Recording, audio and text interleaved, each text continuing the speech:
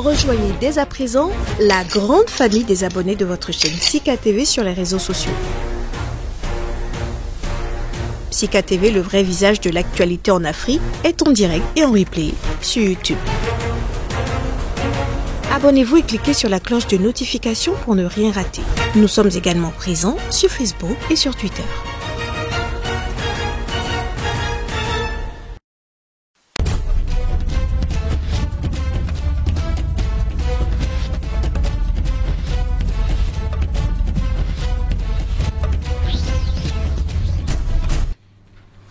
Y a-t-il rififi entre Moïse Katumbi et Félix Tshisekedi?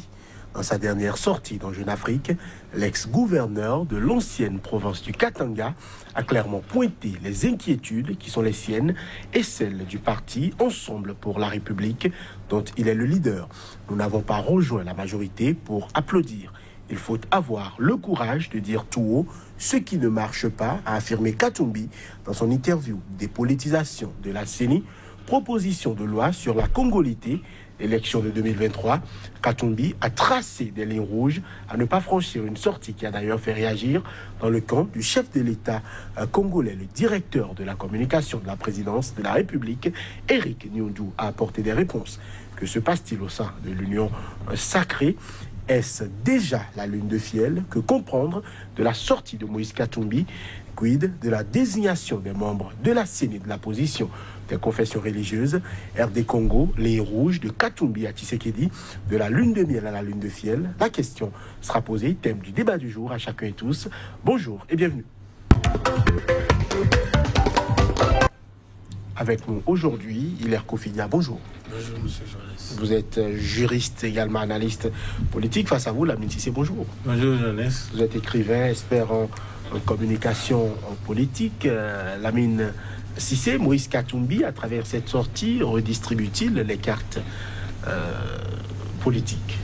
Oui, vous savez, on a dit ça sur le plateau ici, qu'il y a des alliances qui se font contre le peuple congolais, qui ne se font pas pour défendre les intérêts supérieurs du pays. D'autant plus qu'à un moment donné, le président Tshisekedi, il a fait comprendre et les gens ont analysé qu'il n'était pas libre, il était sous le contrôle de Kabila. Il a appelé les autres secours pour se libérer. Mais j'ai dit sur ce plateau-là, c'est pour se sacrifier lui-même ou bien sacrifier les autres. Mais il ne les a pas appelés pour le Congo. Parce que si c'était ensemble pour le Congo, cette union sacrée dont on parle, on n'aurait pas essayé d'éliminer les adversaires politiques alors que les règles du jeu ne sont pas encore fixées. Nous allons aux élections présidentielles en 2023, donc je présume que dans la tête du président Tshisekedi, il prépare l'élection de 2023. Il est candidat, il a confirmé. Oui, mais il est candidat. Est-ce qu'on peut gérer en étant candidat, en ayant l'opposition significative qui veut être aussi candidat? C'est ce qui est irréaliste. C'est totalement irréaliste. Alors donc, voilà, quand on a amené une loi qui exclut, j'ai dit voilà un danger permanent. Voilà une situation qui va embraser le Congo. Et j'abonde dans le même sens que l'analyse de Katumbi. Pour dire que c'est vrai, c'est des lignes rouges à ne pas franchir. Non seulement pour la politique congolaise, mais pour la stabilité de l'Afrique. C'est des lois qui ne doivent pas être prises. Voilà, pour l'instant, c'est ce que je constate. Alors, Hilaire Kofidia, membre de la coalition au pouvoir, une sortie médiatique qui laisse à penser que nous sommes dans la coalition, mais s'il y a quelque chose qui ne va pas, nous n'allons pas nous taire. C'est en tout cas ce qu'il semble dire dans cette sortie à Jeune Afrique, Moïse Katumbi. Oui, Moïse Katumbi a choisi de se prononcer, et simplement parce qu'il a senti des tractations nocturnes qui sont en train d'être menées ça et là pour fausser le jeu ou ce qui a été retenu dès le départ. Et comme l'a si bien dit mon interlocuteur, on sent que l'actuel président de la République démocratique du Congo est en train de préparer déjà la prochaine élection présidentielle au lieu de gouverner par l'exemple. Et donc, si nous avons retenu des principes sacro-saints qui appellent à une union sacrée, à une unité pour défendre et renforcer l'intérêt général du Congo démocratique, et qu'aujourd'hui on estime qu'il faut des lois pour évincer, soit pour écarter certains, cela laisse beaucoup à désirer. Parce que j'ai pris l'habitude de le dire, seuls les États corrompus et voyous ont plus de lois. Plus on crée de lois, plus on apporte la preuve de ce que l'on veut verser dans la vaurocratie et dans la corruption.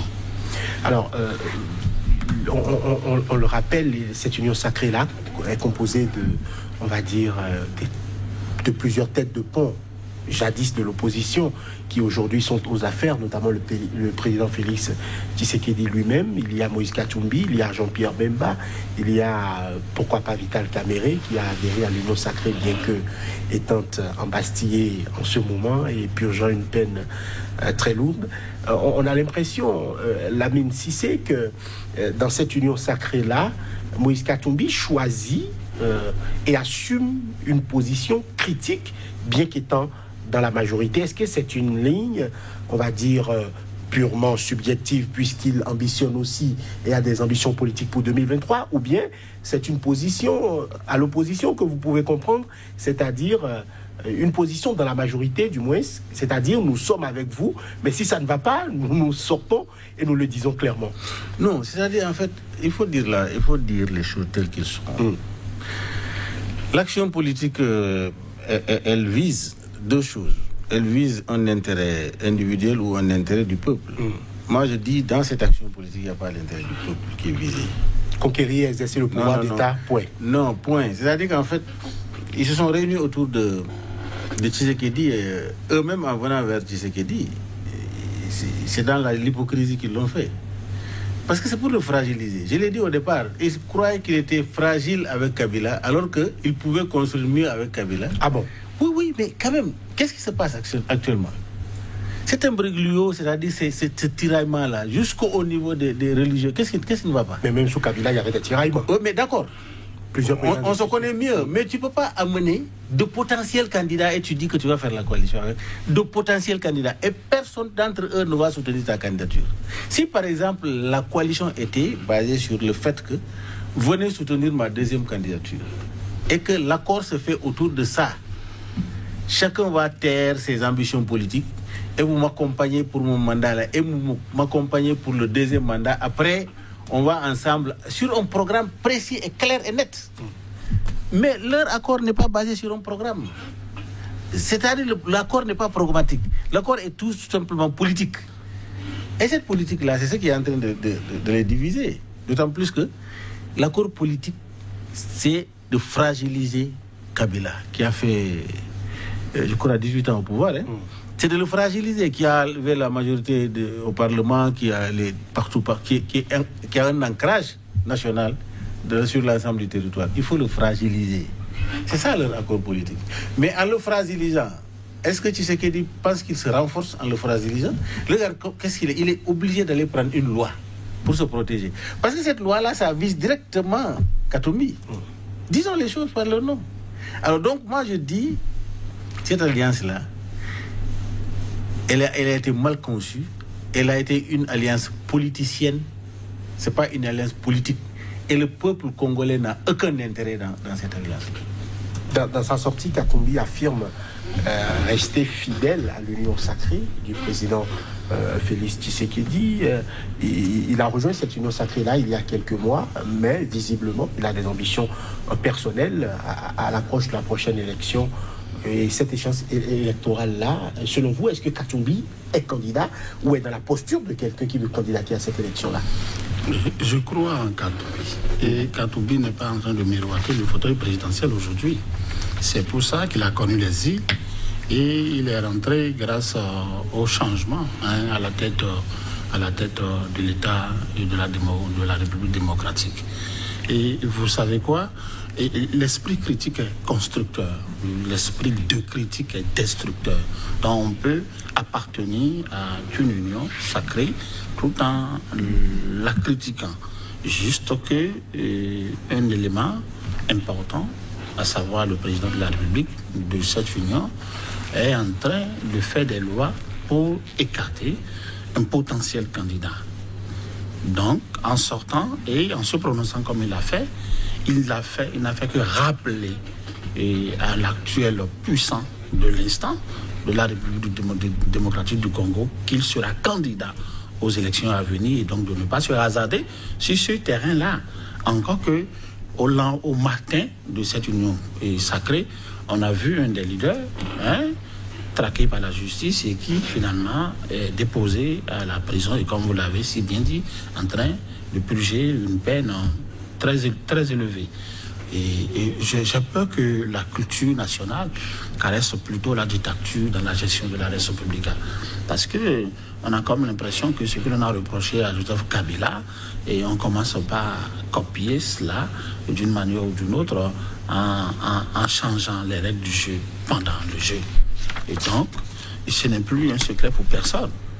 Katumbi sera président, sera candidat autant pour moi aux élections à venir en République démocratique du Congo.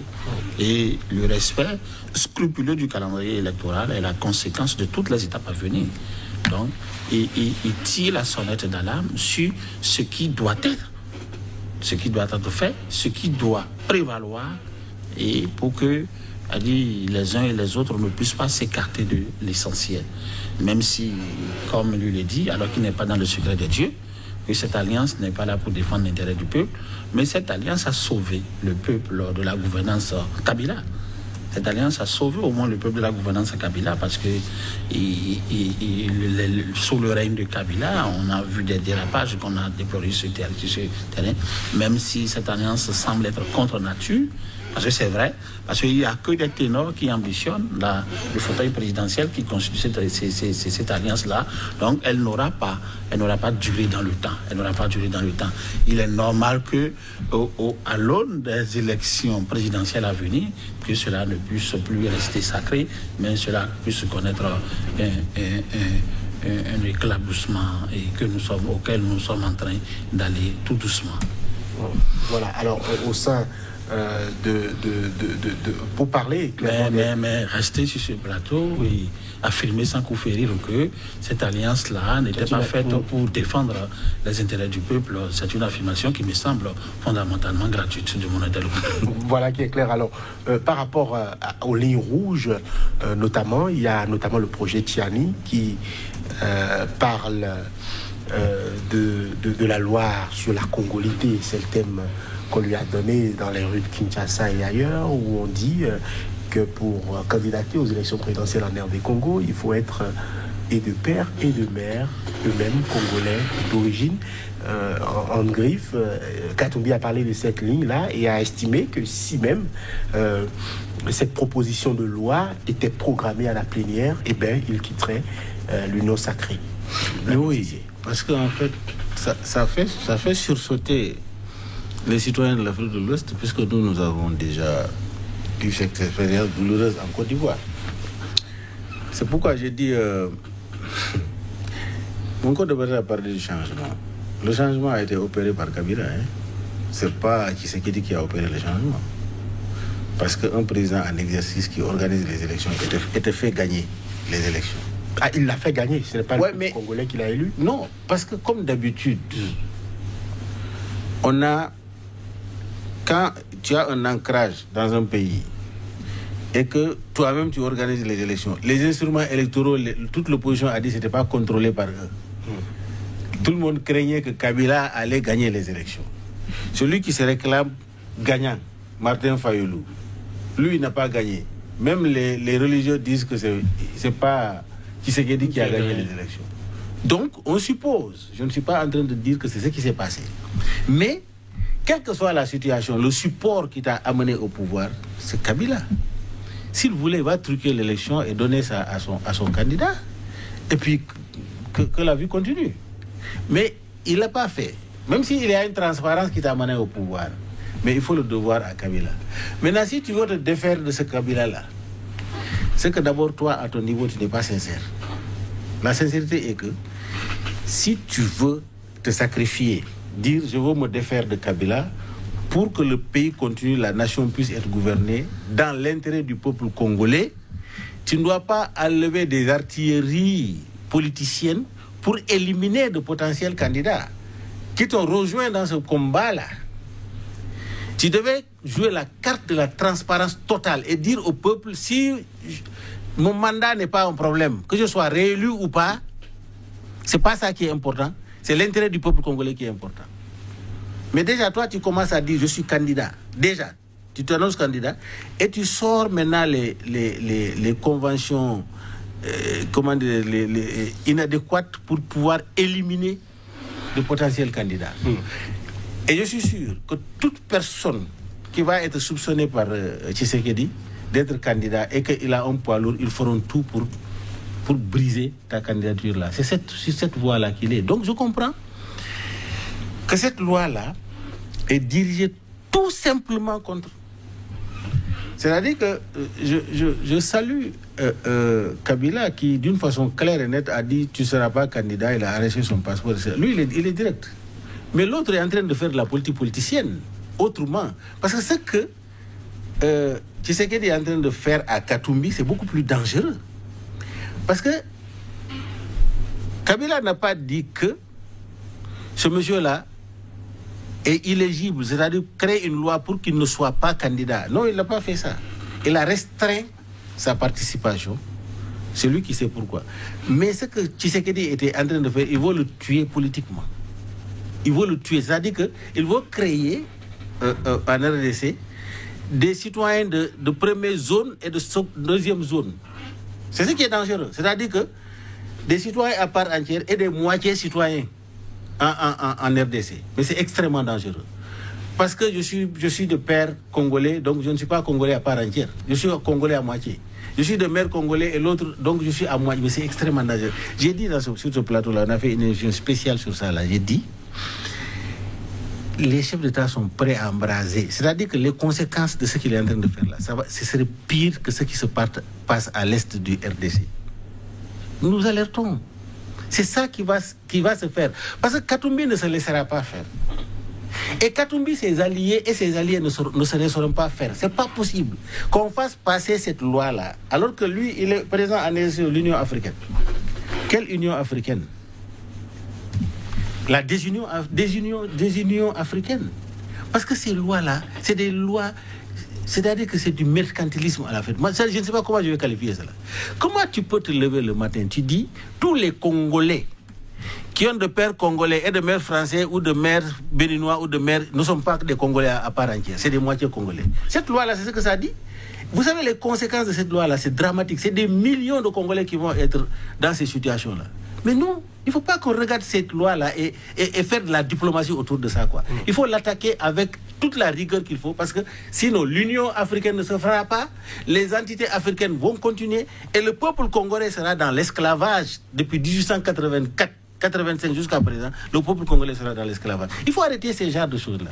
Alors, peut-être à la décharge du président Tshisekedi par rapport à la loi Tchani, il faut rappeler que c'est une proposition de loi. C'est donc un député FCC d'ailleurs à la base qui a porté ce projet-là, et donc la communication officielle du directeur de la communication de la présidence congolaise, c'est que le président Félix Tshisekedi n'est pas à l'origine de cette loi-là, et c'est donc de l'Assemblée que cette loi-là est sortie, et donc la responsabilité en tant que personne du président Félix Tshisekedi n'est pas engagée. Il est à Kofiga. Il faut arrêter cette histoire. Il faut arrêter de dire ça. Un quidam ne peut pas se lever et de motu proprio faire une proposition de loi qui soit contraire aux velléités ou à la volonté du président de la République. C'est parce que dans la nuit noire, on lui a dit qu'il faut agir ainsi qu'il l'a fait. Mais pour revenir un peu au développement de mon interlocuteur, on ne peut pas reprocher à Tshisekedi de déclarer sa candidature. Et on ne peut pas non plus lui reprocher de se détacher du cocon ou du Gotha et Kabila. Il est président à part entière et il conduit sa politique de la nation en fonction de ses idées et de ses ambitions pour la nation. Mais ce qu'on peut lui reprocher aujourd'hui, c'est de chercher à pasticher le danger de l'ivoirité, par le passé, donc de la congolité. Qu'est-ce qu'il lui prend et qu'il estime aujourd'hui que celui qui bénéficie du jus solis, c'est-à-dire le droit du sol, ne peut pas être congolais, ou celui qui est né de mère ne peut pas être congolais. Non. Dès lors, la loi, l'univers du droit, partout ailleurs, la loi dit, dès que vous avez un parent bénéficiant d'une nationalité, c'est-à-dire affiliation, vous avez cette nationalité-là. Donc on arrête avec... S'il regarde dans la poubelle ivoirienne, s'il fouille dans la poubelle politique ivoirienne et qu'il voit ce que cette loi-là a créé comme danger et dans la société, il ne va pas aller sur ce terrain. Donc par conséquent, il faut mettre au-dessus de tout ce bazar l'égalité et l'équité. Et ça, ce sont deux valeurs cardinal qui manque à nos dirigeants. Et ce n'est pas leur faute non plus parce qu'ils n'ont pas la culture de la lecture. Ils n'ont pas la culture de la lecture. Parce que quand vous jetez un coup d'œil dans le roman intitulé « De l'esprit des lois » de Montesquieu, déjà en 1788, il dit ceci: l'amour de la démocratie, c'est l'égalité. Lorsqu'on est empreint d'égalité, on ne sort pas des lois pour écarter ni pour évincer les uns et les autres. Et Victor Hugo, pour enchérir ce qu'il a dit, la première égalité, c'est l'équité. Voyez-vous, et cette équité est attendue en toutes choses, surtout en droit, et plus encore en politique. Voyez-vous, et d'où tout ce développement tient à comme base, comme source, un aphorisme latin qui dit ceci: equitas factum habet, quod fieri opportuit. Ça veut dire quoi? Ça veut dire simplement que l'équité considère ce qu'il convient de faire plutôt que ce qu'il faut faire. Qu'est-ce qu'il convient de faire à l'instant T pour permettre à Tshisekedi de briguer un deuxième mandat, et c'est de créer autour de lui une certaine harmonie. C'est de privilégier l'intérêt général. C'est de faire en sorte que et tout ce qui l'entoure, tout ce qui constitue l'union sacrée, constatent par eux-mêmes qu'en réalité, c'est l'homme qu'il faut pour la continuité. On est d'accord? Ils ne savent pas que l'équité, parfois, l'équité est tellement juste que parfois, elle est au-dessus de la loi. Donc, la loi pour écarter, la loi pour disperser, la loi pour envoyer les gens en exil, la loi pour envoyer les gens en prison, c'est des pratiques malsaines qui n'apportent, qui ne suscitent que révolte et insurrection. Ça, on peut reprocher ceci à Tshisekedi, et il est en train de nous servir alors des pages malpropres de la politique en ne balayant pendant d'un revers de main tout ce qu'on a reproché à Kabila, en ne se détachant pas totalement des errances de la gouvernance Kabila. Et ça, c'est déplorable. Et Katumbi fait bien de se lever très tôt et d'attirer l'attention des uns et des autres sur ces dérapages à venir qui s'annoncent. Alors, par rapport à cette affaire-là, on estime par exemple que pour la mise en œuvre de la loi Tiani, il y a eu une commission à l'Assemblée nationale, commission composée de juristes, proposée donc par le président de l'Assemblée, Mbosso, qui a donc travaillé, et les juristes ont estimé que pour peut-être que cette loi puisse prospérer, il faut retoquer la Constitution. Donc, si effectivement le député qui a choisi de porter cette loi-là, qui n'est donc pas de lui, mais d'un ancien candidat aux élections présidentielles de 2019, donc si cette loi-là doit prospérer, il faut retoquer la Constitution congolaise. Non, je dis c'est de la volonté du président. Moi, je ne vais pas aller dans ces détails-là. Si le président Tshisekedi veut que cette loi s'arrête là, ça va s'arrêter. Il va donner des instructions pour dire cette loi-là, il ne faut pas que ça prospère. Mais une loi dangereuse, il ne faut même pas en parler. Parce qu'en parler est une communication qui agresse. C'est une communication agressive. C'est pourquoi mon co-débatteur, mon frère, c'est très tôt qu'il prononce sa candidature. C'est extrêmement tôt. S'il est mu par une certaine cohésion sociale, s'il est mu par un programme de développement il devait prononcer sa candidature à quelques mois. C'est très tôt. C'est un signal fort qu'il a donné. Vous venez avec moi, mais soutenez ma candidature. Je veux distinguer ceux qui ne vont pas soutenir ma candidature. Il est dans la politique politicienne déjà, en le faisant. Comment tu peux amener les gens autour de toi? Tu dis décrocher Kabila. Bon, Kabila, toi, tu es mauvais. Les gens qui viennent là, nous, on est pour le Congo, là. C'est nous qui sommes ensemble, là. Kabila n'est pas pour le Congo, hein. C'est nous qui sommes pour les Congolais, les populations congolaises. À la foulée, tu déclares ta candidature. Qu'est-ce que tu cherches, finalement? C'est une politique politicienne. C'est pas du patriotisme, ça. Le vrai patriotisme, s'il a montré le vrai patriotisme, il aura une fédération autour de lui. Par ses actes. Parce que moi, j'étais en train de saluer les actes qu'il posait ici sur ce plateau-là.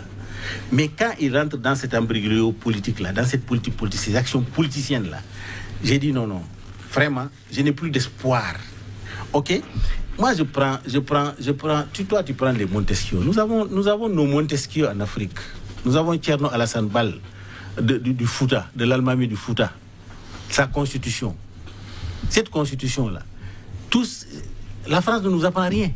Nous avons Souniata Keita, n'est-ce pas? La charte du Mandeng. Nous avons Cheikh Anta Diop. Nous avons des référents en Afrique qui, n'est-ce pas, le modèle de gouvernance ont montré, ont prouvé. L'empire du Mandeng était gouverné comment?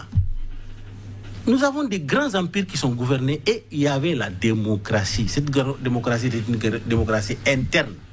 Il y avait des valeurs. Vous savez, même avant l'islam, avant le christianisme, mais nos traditions disaient quoi? À nos enfants, jusqu'à présent, ne mentent pas, ne volent pas. Il faut respecter l'autre, il faut aimer l'autre, etc. Mais ces valeurs-là, ce sont des valeurs cardinales. Ce sont des valeurs sociétales. Toute religion a trouvé ces valeurs-là en nous, ici.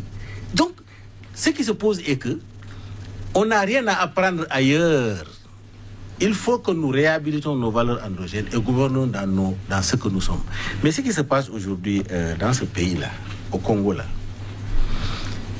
je condamne au départ le président qui a des velléités, c'est-à-dire qui a une ambition présidentielle et il est prêt à dégager tout le monde sur sa route pour y arriver. C'est ça la vérité. Et si ils ne mettent pas cette loi-là en stand-by, s'ils ne prennent pas les décisions de dire arrêtez-moi cette loi-là, mais là des partisans, il peut appeler le président de l'Assemblée nationale et dire, appeler même celui qui a été à l'origine de cette loi-là, l'appeler dans le palais pour lui dire écoute, il faut faire tomber, retire cette loi-là, elle n'est pas bonne pour la nation. Et faire un discours, dire que le Congo n'a pas besoin de cette loi-là. C'est lui le premier chef, il est le garant de la Constitution et il est le garant de la paix et de la sécurité au Congo. Là, c'est comme si c'est une loi terroriste. C'est-à-dire que je ne peux pas mesurer les mots qu'il faut. C'est une loi terroriste. Celui qui encourage cette loi-là, toi-même, tu es un terroriste. Il faut qu'on arrête cela en Afrique. Il faut que l'Afrique a besoin de paix et de stabilité. Et ceux qui n'amènent pas la paix et la stabilité seront nos gouvernants. Pourquoi je t'ai dit que ce n'est pas le Congo qui les réunit? Mais quand même, il devait avoir pitié de ce peuple congolais quand même. Ce peuple congolais-là est martyr. Très martyr. Un pays qui est appauvri, un pays qui est exponentiellement riche, mais il est appauvri. Pourquoi lui, sa priorité aujourd'hui, même si ce n'est que 3 ans là, qu'il mette c'est-à-dire qu'il aille dans des actions fortes de changement, radical de la gouvernance.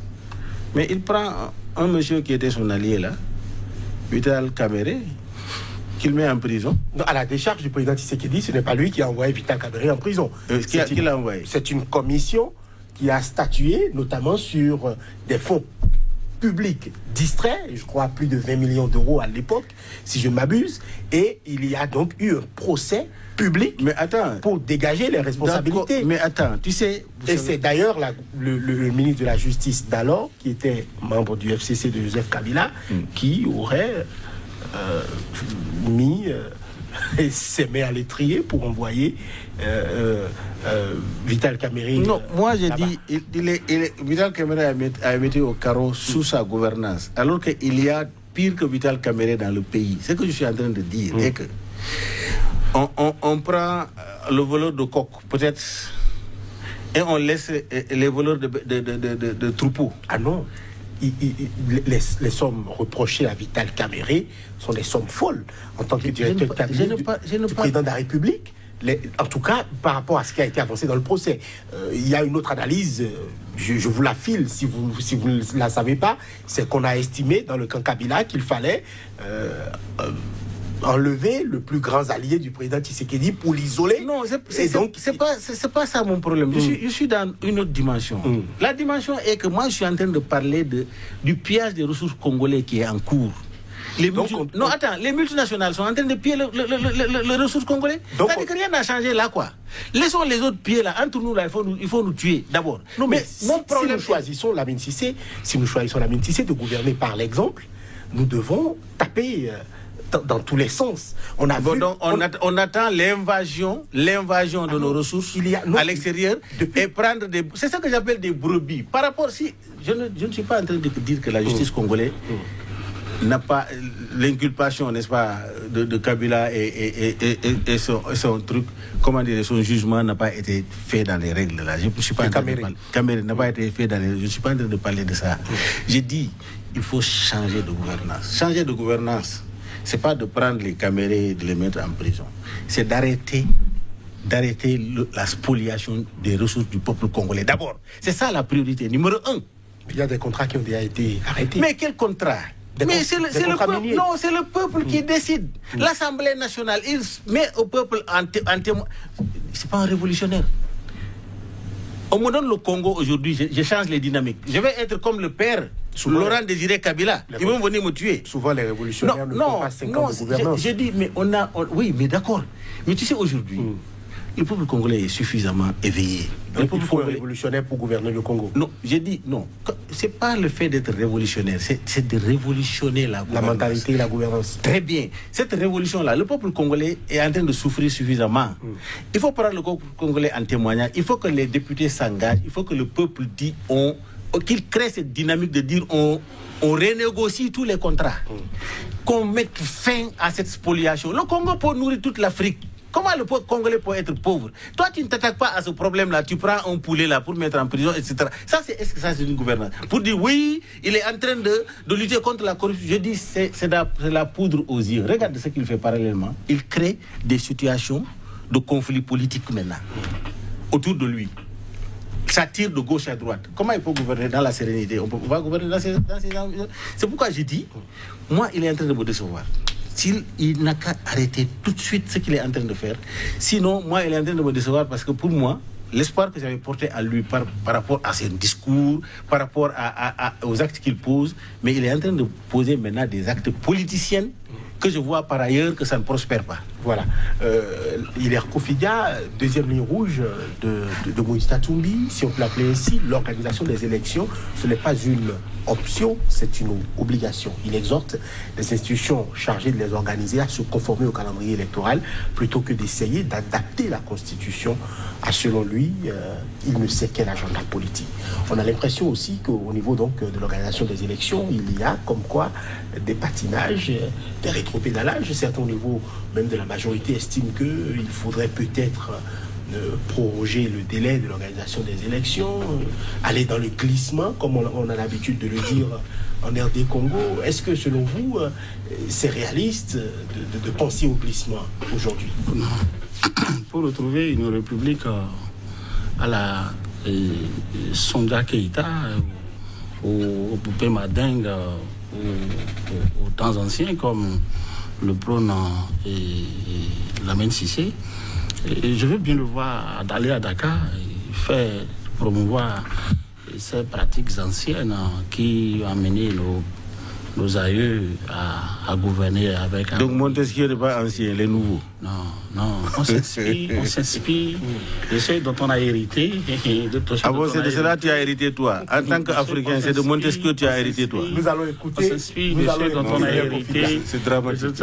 De ce dont on a hérité, la manière, la façon de gérer la res publica. Et on prend ce qui est positif pour évoluer.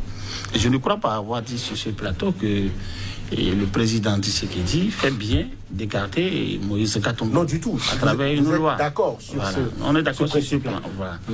Maintenant, pour chuter sur votre question qui est, puisqu'il a essayé... Oui, mais je demandais par rapport à l'agenda politique. On parle aujourd'hui de glissement. On a l'impression que... Non. On ne va glisser rien du tout. On ne va glisser rien du tout. Et c'est le fait de chercher à glisser qui entraîne tout ce que nous avons comme conflit dans nos États africains. Et ce sont ces conflits qui portent flanc au regard de ce que nous appelons nos alliés européens, occidentaux, asiatiques et autres là, qui ne sont là que pour protéger leurs intérêts, c'est-à-dire nos biens, nos richesses. On ne va glisser rien du tout. On ne va pas proroger de iota le calendrier électoral. Parce que c'est justement pour mettre terme à ces genres de pratiques malsaines qu'on a estimé qu'il est temps pour la République démocratique du Congo de changer de main. Et si Kabila a trouvé en lui quelqu'un qui peut continuer la gestion du pouvoir, quelqu'un qui peut sauvegarder les intérêts de la République démocratique du Congo, a dit qu'il s'en tient à ses limites. Et ce que déplore aujourd'hui Katumbi est bien fondé dans la mesure où, dès lors qu'on modifie un tant soit peu le calendrier électoral, dès lors qu'on touche ou on tente de remodeler la Constitution, qui est la loi des lois, la loi de l'État, qui est le socle même de comment on va fonctionner, de comment on va organiser les élections présidentielles, comment on va choisir les maires, comment on va... La Constitution édite tout. Et ce document, il faut qu'on cesse de le toucher. Il faut qu'on cesse de le remodeler à sa façon pour s'éterniser ou pour proroger quoi que ce soit. Parce que tous les États qui ont tenté de le modifier ont connu des atermoiements, ont connu des insurrections, ont connu des révoltes. Il faut que ça cesse. La Constitution était déjà là quand les anciens chefs d'État sont passés. Elle sera encore là quand tu es là, et elle continuera à être là. Et cette manie qu'ont les hommes politiques de constater que non, il y a des manquements par-ci, par-là, et on constate par la suite que les manquements relevés en réalité ne sont rien d'autre que des apports ou des touches pour pouvoir rester plus que ce qui est prévu. On ne va pas tomber dans un glissement après 18 ans de règne de Kabila. Vous avez 5 ans, vous faites vos 5 ans, vous organisez vos élections, et si vous gagnez, vous restez.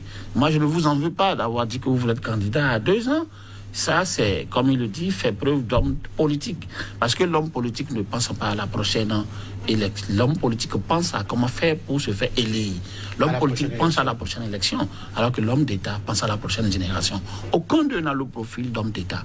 C'est là le problème fondamental dans nos États africains. Aucun de nos dirigeants politiques ne frouche le costume d'homme d'État. C'est-à-dire des gens qui ont un amour propre pour leur État. Des gens qui sont là pour défendre bec et ongle les intérêts du peuple. Et vous savez bien comme moi que lorsque vous donnez du pain à un chien, vous perdez et le chien et le pain. Mais c'est ce qu'ils font. C'est ce qu'ils font. Ils donnent du pain à un chien, ils perdent à la fois. Tu le sais, tu perds à la fois le pain et le chien. Parce que le repas favori du chien, ce n'est pas le pain. C'est la chair, c'est la viande. C'est pourquoi les Soungata Keïta, c'est des temps anciens. Et où on gouvernait par les grèves, on n'était même pas habillé, on était à quasi nu. Donc, dit qu'il faut penser une gestion de l'État en allant sourcer, en allant tirer des choses. Non, nous sommes africains, nous avons notre identité. Et notre identité nous donne la possibilité ou la capacité de prendre ce qui est bien de ce qui est de l'autre côté et d'adapter ça à nos réalités pour pouvoir nous améliorer et avancer, histoire d'évoluer. Voilà qui est clair. Non, il y a quelque chose qui t'échappe. C'est-à-dire que tu ne connais même pas l'histoire de ton Afrique, quoi. Quand Tombouctou était la ville lumière, la France était dans la barbarie. Les gens venaient à l'université de Tombouctou pour apprendre. L'Afrique est le berceau de l'humanité. Il ne faut pas dire que oui, l'Afrique est le berceau de l'humanité. Laisse-moi, je vais te dire, tu dis qu'on ne s'habille même pas. L'Afrique est autant le berceau de la gouvernance. Non, pourquoi vous m'interrompez? Il a arraché la parole. Il m'a remis la parole, d'accord. Non, il ne t'a pas donné la parole. Tu ne m'as pas donné. Il a profité, je lui ai donné le temps de parole. L'Afrique est le berceau de l'humanité. D'accord, ok. Mais l'Afrique est également le... Non, tu ne peux pas être sur ce plateau-là pour dire qu'à ce moment-là, le temps de Soundiata Keïta, là, en 1332, que les gens ne s'habillaient même pas. Mais tu ne peux pas dire ça sur ce plateau-là. Et que moi, en tant que panafricain, je te regarde. C'est pas possible. Parce que c'est contre-vérité. Je ne suis pas anti-panafricain. Soundiata Keïta, les 15 pays de l'Afrique de l'Ouest, c'était un seul roi. Tous les autres étaient des rois. Jusqu'en Guinée-Conakry. En ce moment, tu penses qu'il n'y a pas de connaissance? Va dans les musées. Attends, va dans les musées des Blancs là. Tu vois nos fabrications, les mémoires là-bas. Tu vas savoir que la science a quitté en Afrique ici. C'est ça la vérité. Il faut que tu réhabilites ce que tu es. Il ne faut pas t'identifier aux autres parce que tu es un identifiant. Toi déjà, c'est toi qui as inspiré le monde. C'est ça qu'il faut comprendre. Il faut dire ça à la génération pour qu'ils comprennent que ce n'est pas les Montesquieu qui ont amené la science. Avant les Montesquieu, il y avait des Africains qui ont dit plus que Montesquieu. C'est ça, il faut réhabiliter ces valeurs-là. C'est ce qu'on a appris à l'école là. On a dit nous ne sommes rien du tout. Et on pense qu'on n'est rien. Non, c'est ça, c'est sur le plateau là. Il faut comprendre que... c'est-à-dire que... Arrêtons ces discours-là. C'est pourquoi j'ai dit, il faut que nous nous inspirons, même dans la gouvernance politique. Parce que nous, la colonisation a hérité de l'État. Quand on prend les pays francophones, nous avons hérité de l'État français. C'est exactement les juges français là, ce qu'ils portent quand ils jugent là, c'est ce que nous portons. Les manières qu'il faut là, c'est ce que nous faisons.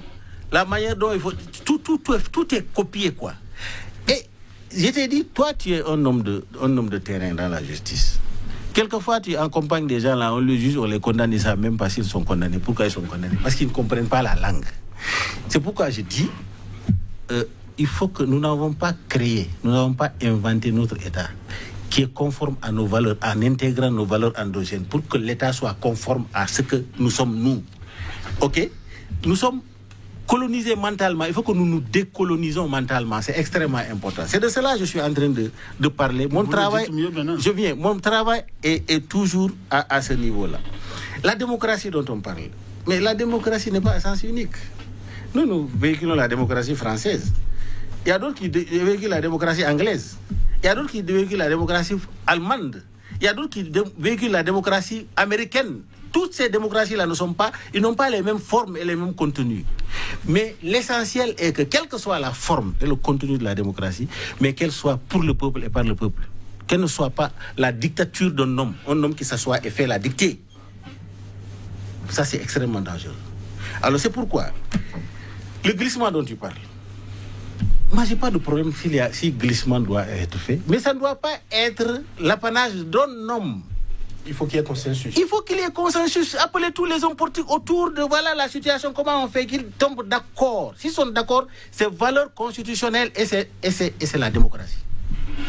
C'est ce que je suis en train de dire. Alors, donc, vous voyez, ici, là, à un temps de l'histoire, quand le Bénin était en difficulté, ils ont trouvé que, avec le coup d'État de Kérékou, c'était salvateur. Son coup d'État avait sauvé. Parce qu'ils ont pu construire la nation, mettre les gens à ça. Mais cette révolution populaire-là, c'était une démocratie. Parce qu'il y avait une démocratie interne. À l'Assemblée PRPB, chacun se levait dire ce que tu penses. C'est là où on a identifié les Robert Dossou, les professeurs Aounsou, etc., qui n'avaient pas leur langue dans la bouche, mais... Les populations à la base dans les quartiers, tout le monde donnait son avis dans la gouvernance. Mais c'est une sorte de démocratie aussi. La démocratie, il faut que l'expression populaire soit. Il ne faut pas qu'un homme s'assoie dans son bureau et dicter les gens. C'est ce que nous ne voulons pas. Ça, même Dieu qui nous a créés n'a pas fait ça. Alors, donc voilà ce que je dis. En RDC, franchement, moi, parce que la RDC a trop de problèmes. La RDC est en construction. La RDC n'est même pas... C'est dans un processus de démocratie. Il n'y a même pas une démocratie stable en RDC pour le moment. OK? Donc, ce qu'il faut faire est que la classe politique doit se parler dans la sincérité. Je pensais que Tshisekedi allait aller dans ce sens-là. C'est pourquoi, pour moi, sa déclaration à 3 ans ou 2 ans des élections, oui, je suis candidat, c'est révélateur de son état d'esprit, de sa mentalité. Donc, lui, il est dans... le deuxième mandat, il n'est même pas dans de régler les problèmes dans le deuxième mandat là où il est. Donc chaque action qu'il posera, c'est deuxième mandat. C'est extrêmement dangereux. C'est ça mon problème. Mais le glissement là, il ne faut pas que le glissement se fasse par un homme. Le glissement doit se faire par un consensus national. Et que tout le monde dise oui, avec des arguments solides, et qu'on consulte le peuple, et que cela soit de mise. Mais on avance. Aujourd'hui, on sait déjà que le consensus n'est pas de mise. On a vu Moïse Katumbi qui pointe une ligne rouge par rapport à la date des élections. On voit Éric Nyondou, directeur de cabinet de la présidente de la République, qui estime que le cyclisme il y a, ce n'est pas de la responsabilité du président Félix Tshisekedi, parce qu'aujourd'hui, on sait par exemple que pour la désignation des membres de la CENI, notamment du président de la CENI, il y a aussi blocage à ce niveau-là. Les confessions religieuses ne s'entendent pas pour la désignation du président de la CENI. On sait que l'Église catholique et notamment l'Église du Christ au Congo ont pris beaucoup de recul par rapport à la situation. Les commissions sont à l'Assemblée, on discutaille, on essaye de tourner beaucoup. Qu'est-ce qui fait qu'il y a ces blocages-là? Katumbi pointe les propos ou les stratégies politiciennes pour prendre le lead de ces organes électoraux-là, afin, pourquoi pas, de ne pas laisser le peuple exprimer le peuple transcrire le vote ou son expression. Vous me donnez raison. Le berceau de l'humanité devrait être le berceau de l'équité. N'est-ce pas? Ce qui n'est pas le cas ce qui n'est pas le cas aujourd'hui. Mais c'est plutôt le berceau de la malgouvernance. Et mon interlocuteur a cette manie de faire dire aux gens ce qu'ils n'ont pas dit, ou de faire croire aux gens ce en quoi ils n'ont pas foi. Et par rapport à ça, vous faites bien de le dire. La loi au Congo a estimé que c'est le clergé qui peut, de commun accord ou de connivence, désigner le président de la CENI. Et des gens qui ont pour dénominateur commun Dieu ne s'entendent pas. Mais que reproche-t-on alors aux politiciens qui ont tourné dos à toute foi, à toute loi? Que leur reproche-t-on? Et pour un État, bien vaste soit-il, 8 confessions religieuses, point même Dieu. Et les catholiques et les protestants ont leurs candidats. Ils estiment qu'il faut un homme d'une équité absolue, qui soit sans faille. Ils le recherchent à travers le président de la CENI, Jésus. Et les autres, l'éveil du salut et autres, ont choisi quelqu'un qu'ils estiment être proche du président du chef de l'État. Mais tous s'accordent pour reconnaître qu'ils reçoivent des pressions. Mais vous dites que vous recevez des pressions, vous voulez choisir quelqu'un qui doit être au-dessus de la mêlée, donc ne pas répondre à la pression, et choisir, pouvoir déclarer qui a gagné les élections. Mais vous ne devez pas vous céder à la pression. Et vous devez vous servir de l'être suprême, de la rencontre avec le suprême, de la moralité ou de l'évangile ou des valeurs divinatoires pour vous entendre. C'est une honte. C'est une honte pour cette confession religieuse. Oser dire à la face du monde que nous ne nous entendons pas et que les uns et les autres font des rapports diamétralement opposés et justifier cela par le fait. C'est une honte. Le législateur, en pensant à eux comme étant les personnes aux ressources qui ont habilité à choisir le président de la CENI, voudrait que les coups politiques et les coups bas cessent, pour qu'on ait un homme intègre, un homme détaché de tout avantage ou de tout intérêt et diabolique au sommet de la CENI. Et pour que le choix du président se fasse dans la transparence, dans la lumière. Et les hommes investis de lumière, à travers leur boubou, pour d'aucuns, à travers leurs robes, pour d'autres, des hommes qui portent des robes et qui inspirent la parole de Dieu, n'arrivent pas à s'entendre. C'est une honte. Voilà, qui est clair. Par rapport aux confessions religieuses, peut-être faudrait-il rappeler qu'il y a déjà eu un président désigné, un président qui a été décrié aussi bien par la majorité Tshisekedi que par l'opposition. Il n'a pas été reconnu. Et on a donc remis en scène le processus de désignation des membres de cette CENI-là, puisque l'ancien président était accusé d'être un affidé de l'ancien président Joseph Kabila. Aujourd'hui, le processus est enclenché, mais on a l'impression que peut-être au niveau de l'Assemblée, au niveau des commissions qui ont été constituées, il y a beaucoup de tractations. On a l'impression qu'il faut forcément que le président de la CENI soit assujetti à la gouvernance politique. Est-ce la responsabilité des confessions religieuses, ou bien c'est une responsabilité politique, puisque les prélats disent, ou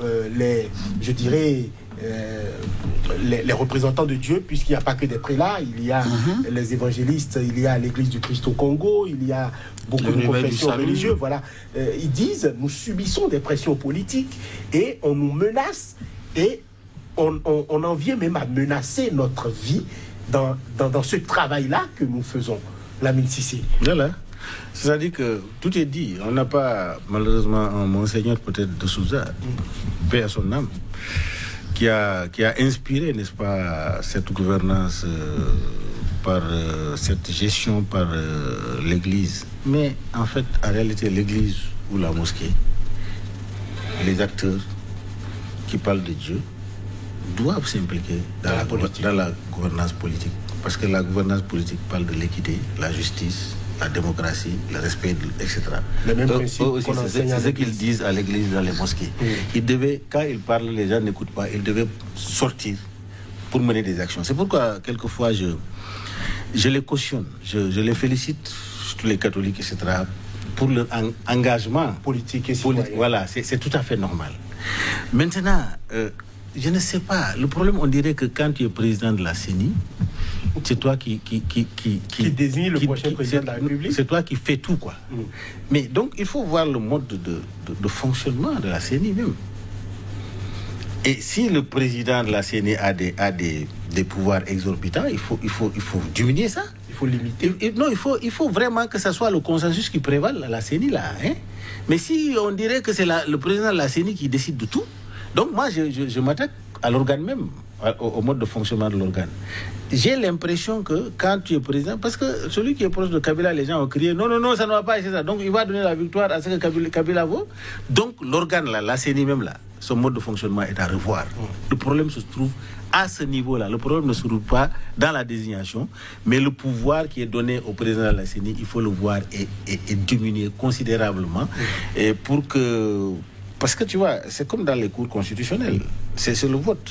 C'est la majorité qui remporte. Tout à fait. Donc il faut que ces dispositions-là prévalent dans la gouvernance de la CENI. Mais j'ai l'impression que en RDC, les autres sont là-bas membres, mais c'est le président de la CENI qui décide de tout.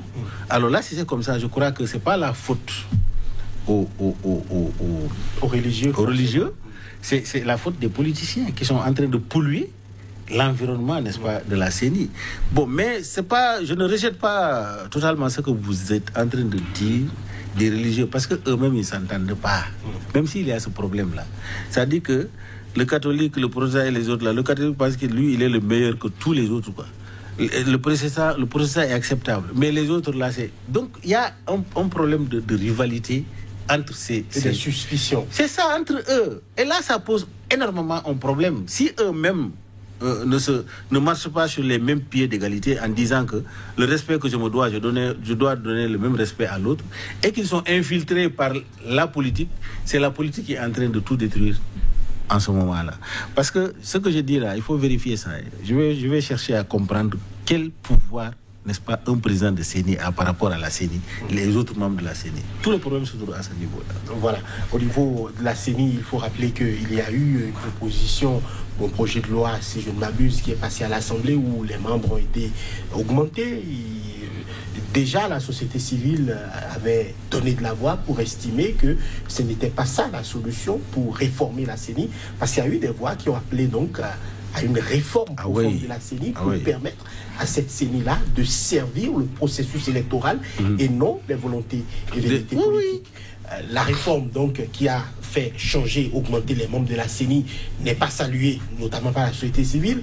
Aujourd'hui, les membres vont probablement être désignés selon ce nouveau canevas-là, mais la désignation du président fait débat. L'ancien président Corneille Nangaa a fini son mandat depuis et aujourd'hui est dans le prolongement en attendant de passer fonction à un nouveau président de la CENI. On parle d'élection générale, on parle d'élection présidentielle notamment en 2023. On est en train de finir 2021. Quel temps le nouveau président de la CENI et le nouveau collège électoral là aura préparé des élections propres pour 2023? Le glissement, le thème revient et beaucoup s'inquiètent de cette situation-là, notamment Moïse Katumbi qui dit si nous allons vers le glissement, c'est la porte ouverte à toutes sortes de difficultés. Majorité, opposition et société civile doivent se retrouver au cœur de la CENI, puisque il faut quelqu'un pour présider la CENI. Il faut un savant dosage pour éviter le déséquilibre qui pourrait permettre au président de la CENI d'être le tout-puissant, c'est-à-dire celui qui va élire le président de la République. Maintenant, si, à défaut de trouver un homme sans tâche, il faut trouver un homme et qui convient aux aspirations politiques sans pour autant être d'un bord ou de l'autre. Et la société civile fait bien de le dire, parce que, comme le dit mon interlocuteur, c'est les modalités. C'est les modalités de formater cet organe-là qui doit appeler un certain équilibre et lequel va faire apparaître une certaine équitabilité. Parce que il ne faudrait pas que la majorité au cœur de la CENI soit du côté du pouvoir. Si tel est le cas, il va de ce que forcément, même si c'est un membre de l'opposition qui a gagné les élections, qu'il puisse, après réflexion, prononcer un nom, parce qu'il s'agit simplement de dire c'est elle qui a gagné, et quand c'est dit, c'est plus retirable. Alors qu'à l'interne, on s'est entendu et tout le monde sait que, d'après comptage des voix, c'est telle personne qui a gagné. Mais quand le président prend la parole et décide de donner un nom autre que ce que la commission a constaté et a retenu, on ne la retire plus. Voyez-vous, donc c'est pourquoi on doit rechercher un certain lien puissant à travers aussi bien la composition que le rôle qui est affecté au président de la CENI. Et vous voyez, Moïse Katumbi, il a un regard sur tout ce qui se passe parce qu'il a des ambitions. Et son ambition principale, c'est d'être candidat aux élections. Et moi, je ne lui reproche rien du tout. Je suis fondamentalement contre le glissement. On a un calendrier, il faut le respecter au pied de la lettre. Rien ne peut appeler son glissement. Et que la solution au glissement, même si ça s'appelle consensus, et que le consensus est le gage d'une nation apaisée, crédible, transparente et démocratique, non, ne faisons pas souvent recours au consensus. Faisons recours à ce qui a été établi dès le départ. Nous avons dit, c'est comme ça nous allons fonctionner. C'est comme ça nous allons diriger la République. C'est comme ça nous allons faire pour que nous puissions, le peuple puisse se retrouver à travers nos gouvernances. Faisons avec le temps, c'est-à-dire conjuguons notre action au présent pour qu'on puisse se retrouver à travers nous. Il ne faudrait pas que les désaccords, les quiproquos, c'est-à-dire en viennent complètement à faire en sorte qu'on ne respecte pas ce calendrier électoral. Vous touchez au calendrier électoral, vous faites la porte ouverte, comme vous l'avez dit, à toute possibilité de contestation. Vous touchez à la Constitution, c'est la porte ouverte à la violence, aux contestations. Lorsqu'on reste campé à ce qu'on avait dit et que le résultat est présent, ça vaut mieux que tous les autres. Encore que pour avoir le consensus, il faudrait que les parties prenantes soient d'accord. Mais quand les parties prenantes ne sont pas d'accord, le consensus même pose problème, même s'il a valeur constitutionnelle. C'est pourquoi, contrairement à mon interlocuteur, même si je respecte la grande majorité de son point de vue, j'estime que le glissement, à l'heure d'aujourd'hui, n'est pas bon pour la République démocratique du Congo. Alors, les députés provinciaux qui manifestent dans les rues, siffler la bouche, ils ne sont pas payés. Que se passe-t-il? On a l'impression qu'il y a aussi des difficultés financières, forcément, au sein de l'appareil d'État en RDC. Oui, mais tu vois, c'est le respect de l'ordre. Je crois qu'il y a des prélèvements communautaires qui se font à ce niveau-là. Ils sont payés en fonction de cela. Donc, depuis le temps de Kabila, on n'a pas vu ça. C'est une des premières d'ailleurs. Donc, le président Tshisekedi doit comprendre que c'est sur ces terrains-là, il est là pour la satisfaction des populations. Il n'est pas là pour se satisfaire politiquement. C'est pas ça. C'est pourquoi j'ai dit, quand il a pris une armée pour aller à l'Est là, et il est allé faire son quartier général là-bas, j'ai dit voilà une façon de gouverner révolutionnaire. Ça m'a donné de l'espoir. Ok?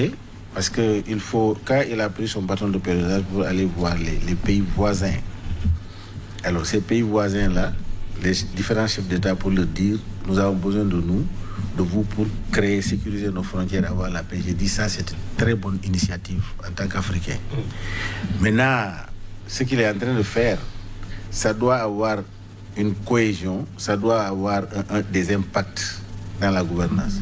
Si aujourd'hui les gens de la province, les députés sont en train de se mettre dans la rue parce que 10 mois sans être payés. 10 mois d'arrêt de salaire. Mais il est à Kofiga, 40% de revenus nationaux sont dus aux provinces et aux entités décentralisées. On parle de 10 mois d'arrêt de salaire, des personnalités désignées par le peuple pour le représenter qui viennent au sifflet, au coquelicot. Vous ne pouvez pas les payer, vous les désignez. Ils n'ont pas l'argent, puisque Nicolas Kazadi disait que le gouvernement est en train d'effectuer des dépôts pour pouvoir financer la CENI. Est en train. C'est pas que le gouvernement a effectué des dépôts, est en train. Donc il n'y a pas l'argent. Et ça vient complètement renforcer la crise. La crise à venir.